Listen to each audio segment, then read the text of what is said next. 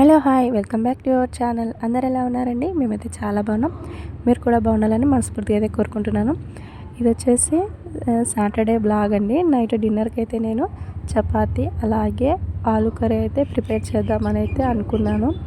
ఇంకా నేనైతే ఇక్కడ పిండి అయితే కలిపేసుకుంటున్నాను చపాతీ కోసము. ఫస్ట్ అయితే పిండి అయితే కలిపేసుకొని పక్కన పెట్టేసుకుంటే తర్వాతకి కర్రీ చేయడానికి ఈజీగా ఉంటుందనేసి ఇక్కడ చపాతీ పిండి అయితే కలిపేసి పక్కన పెట్టేసుకున్నాను. ఇప్పుడు కర్రీ కోసం అయితే ఆలూస్ అయితే తీసుకొని దానిపైన ఉన్న పొట్టు అయితే తీసేసుకున్నాను.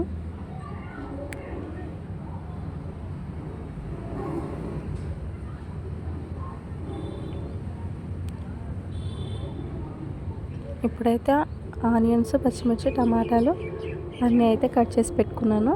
ఇప్పుడు స్టవ్ వెలిగించుకొని గిన్నె అయితే పెట్టేసుకొని ఆయిల్ వేసుకొని అందులో అలాగే యాలకులు, లవంగాలు, ఒక బిర్యానీ ఆకు, అలాగే దాల్చిన చెక్క వేసేసుకొని తర్వాతకు ఆనియన్స్, పచ్చిమిర్చి కూడా వేసుకొని కలిపేసుకున్నాను.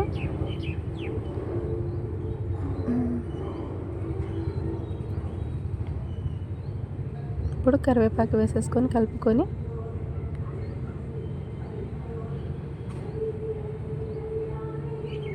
కొంచెం ఉప్పు అయితే వేసుకోవాలి. ఉప్పు వేసుకున్న తర్వాత పసుపు అలాగే అల్లం పేస్ట్ కూడా వేసేసుకొని కలుపుకొని తర్వాతకైతే ఆలూస్ కూడా వేసుకోవాలి. ఆలూస్ ఆయిల్లో మగ్గిన తర్వాతకు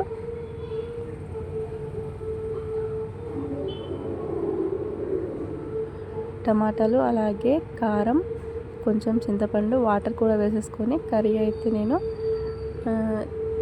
ఇంకా స్టవ్ మీడియం ఫ్లేమ్లో అయితే ఉంచేసాను.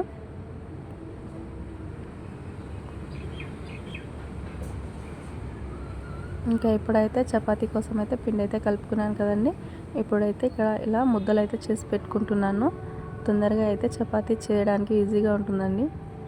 నోట్ చేస్తున్నానని అనుకోకండి, మా ఇంట్లో చాలామంది ఉన్నారు కాబట్టి అందరికీ సరిపోయేలా నేనైతే చపాతీ పిండి అయితే కలిపేసుకున్నాను. ఇప్పుడైతే ఆ కర్రీ అయితే ఫైనల్గా రెడీ అయిపోయింది.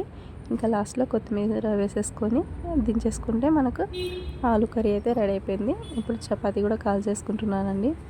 మా వీడియో కానీ మీకు నచ్చినట్లయితే ఒక లైక్ చేయండి, అలాగే సబ్స్క్రైబ్ చేయడం